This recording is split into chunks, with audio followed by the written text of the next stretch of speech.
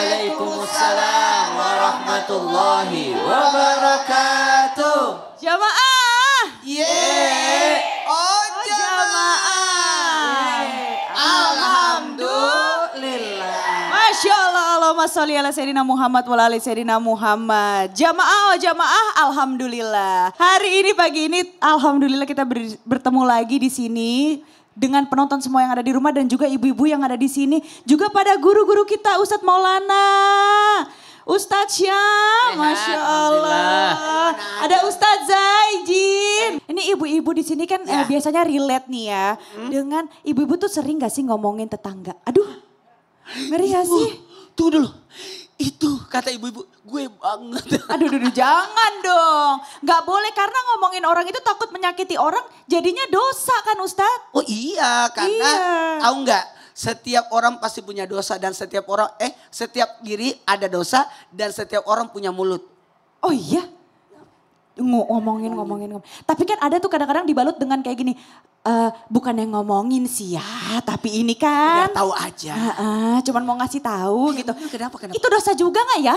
Oh, lihat dulu. Waduh. Apa yang mau dibicarain. Apakah itu adalah ilmu, pembelajaran atau warning, peringatan. Atau aib orang. Nauzubillah, jangan sampai ya Bu ya, karena itu jatuhnya zolim. Dan bagaimana kalau kita udah terlanjur melakukan dosa? Apakah cukup dengan kita tobat aja? Kan katanya kan udahlah sholat tobat aja, istighfar aja, astagfirullahalazim. Tapi lanjut nanti ngomongin orang. Kan Selin sekarang sudah hijrah. Iya. Terus ngapain ngomongin gini? Memang temanya hari ini apa sih? Nah karena tema hari ini, bagaimana kalau kita udah terlanjur zolim? Gimana cara tobatnya? Oh begitu. Jadi tema kita ini adalah untuk apa? 1, 2, 3. Udah terlanjur zolim, gimana tobatnya? Tepuk tangan dulu. Oh jadi kita akan belajar gimana tobat dari zolim. Iya betul banget. Oh, yang disengaja atau nggak disengaja. Contohnya kayak Viti ini nih Ustadz izin. Oh ya kita lihat. Nah, itu tadi tuh gimana tuh Ustazah. Iya. Islam bukannya mengingatkan kita bahwa doa orang-orang yang terzolimi itu langsung menembus langit ya. Iya. Katanya langsung dikabulin. Katanya tanpa hisap. Apa benar ya? Zolim sekecil apapun itu dapat merugikan kita. Termasuk mengurangi rezeki kita. Izin Ustaz. Masya Allah, terima kasih Kak Selin. Izin Ustadz Maulana, Ustadz Syam. Bismillahirrahmanirrahim. Assalamualaikum warahmatullahi wabarakatuh. Waalaikumsalam warahmatullahi wabarakatuh. Alhamdulillahi rabbil alamin. Wassalatu wassalamu ala sayyidina Muhammadin. Wa ala alihi wa ashabihi ajma'in amma ba'du. Rabbi syrahli sadri wa yassirli amri wahlul uqdatam min lisani yafqahu qawli. Amin ya rabbal alamin.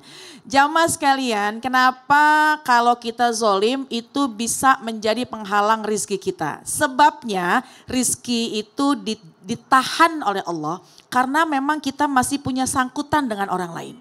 Kenapa rizki ini masih belum diturunkan kepada kita? Karena memang dicabut keberkahan dari kehidupan kita. Sebab apa? Sebab masih kita menyakiti hati orang lain. Naudzubillah min dzalik. Sekecil apapun itu. Contoh, yang pertama mengambil harta orang lain. Kemudian yang kedua berjanji yang diabaikan. Yang ketiga menyakiti orang lain dengan lisan, perbuatan. Kemudian juga segala sesuatu yang membuat orang lain itu terluka. Dan kita mengetahui hal tersebut dan kita mengabaikannya. Jadi hati-hati nih dengan perkara zolim. Apa sih zolim? Zolim itu kebalikan dari adil. Adil menempatkan sesuatu pada tempatnya. Yang semestinya dilaksanakan memang yang sewajarnya. Tempatnya memang di sana, memang itu semestinya, itu adil. Tapi kalau sebaliknya tidak menempatkan sesuatu pada tempatnya itu namanya zolim. Jadi na'udzubillah min dzalik, jangan sampai kita ini punya sifat yang gampang dan mudah senang zolimin orang lain, khawatir rizki kita terhambat. Di dunia susah, di akhirat lebih susah lagi. Kenapa? Karena pernah disabdakan oleh baginda Rasulullah SAW, ittaquz zulma, hati-hati nih. Jangan kau berani dengan sifat zolim. Jangan menzolimi orang lain. Ittaquz zulma fa inna zulma zulumatun yaumal qiyamah. Karena kezoliman akan memberikan kegelapan di hari kiamat. Na'udzubillah min dzalik. Ini kita kalau lagi di dunia gelap, mati lampu, mau cari apa-apa aja susah. Nanti di hari akhirat ketika memang semua begitu gelapnya, kemudian kita harus menjalani dan mencari kebaikan-kebaikan menuju ke tempat yang menuju mencari surga. Tapi kalau memang di dunia udah kita sering nyakitin orang lain, zolim sama orang lain, khawatirnya hal tersebut, Ya. Bagaimana hal tersebut itu dunianya susah rizkinya, di hari akhirat udah gelap juga nanti akhiratnya. Naudzubillah min dzalik. Ya Allah, Masya Allah, Subhanallah. Jadi paling ngeri nanti di akhirat ya. Iya. Kita ada dua pembukuan nih. Betul. Antara dosa terhadap Allah, dosa terhadap sesama manusia nih. Betul. Yang paling ngeri ya Ustaz. Paling ngeri. Ustaz Syam. Jadi gimana nih kalau seandainya ada orang yang zolim kepada kita atau kepada orang lain nih hingga membuat kadang-kadang sakit hati. Namun ia melaksanakan sholat, sedekahnya banyak di mana-mana tapi sukanya ngomongin orang. Itu gimana tuh amalannya tetap diterima sama Allah atau tertahan karena dosa zolimnya sendiri? Izin Ustaz. Baik, terima kasih Kak Selin, tapi guruku Ustaz Maulana, Ustaz Zanada, para alim ulama yang dimuliakan Allah Subhanahu wa taala. A'udzu billahi minasy syaithanir rajim. Allah. Fa idza ja'atis sakhah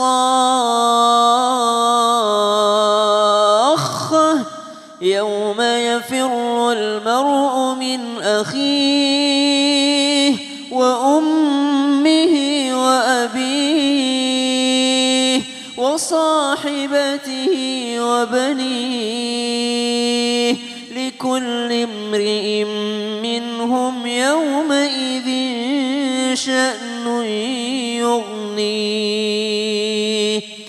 Kita tuh hidup bukan hanya di alam dunia saja, tapi akan menuju ke alam-alam selanjutnya. Yang terdekat adalah alam barzakh. Apakah setelah alam barzakh akan selesai? Belum, masih panjang. Ada padang mahsyar, ada pengadilannya Allah, mizannya Allah Subhanahu wa taala, di mana pengadilan ini adalah pengadilan yang seadil-adilnya, jauh berbeda dengan pengadilan yang ada di dunia.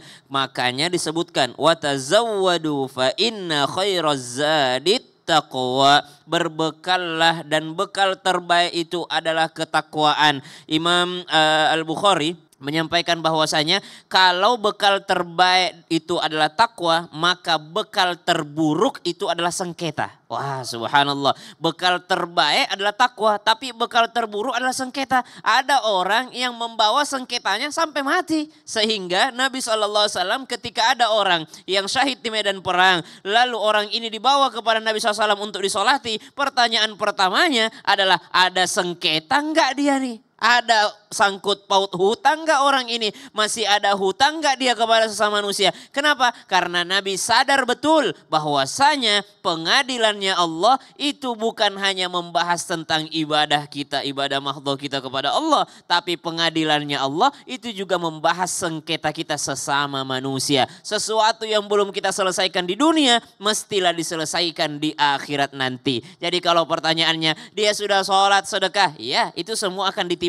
Tapi dia punya kezaliman kepada orang lain, apakah dia akan juga menjadi orang yang rugi nanti di akhirat? Betul, karena sengketa ini akan masuk di pengadilannya Allah Subhanahu wa taala. Tadi sudah disampaikan oleh guru kita Ustaz Zanada bahwasanya nanti itu ada kegelapan di hari kiamat bagi siapa? Bagi al-zulm, bagi kegelapan, bagi kezaliman, dan pelaku zalim itu akan menjadikan zulumatu yaumal qiyamah, menjadi kegelapan di hari kiamat. Sedekahnya, sholatnya semua bermanfaat, tapi ternyata ada penghalangnya, yaitu sengketa ketika di dunia. Ya Allah, subhanallah. Jadi memang kita harus memperbaiki hubungan kita dengan sesama manusia. Jangan karena sampai itu dibawa nanti, mati. Iya, karena serem banget ya kalau udah di akhirat nanti udah nggak bisa lagi memperbaiki. Bisa mengelak, nggak pakai pengacara lagi udah.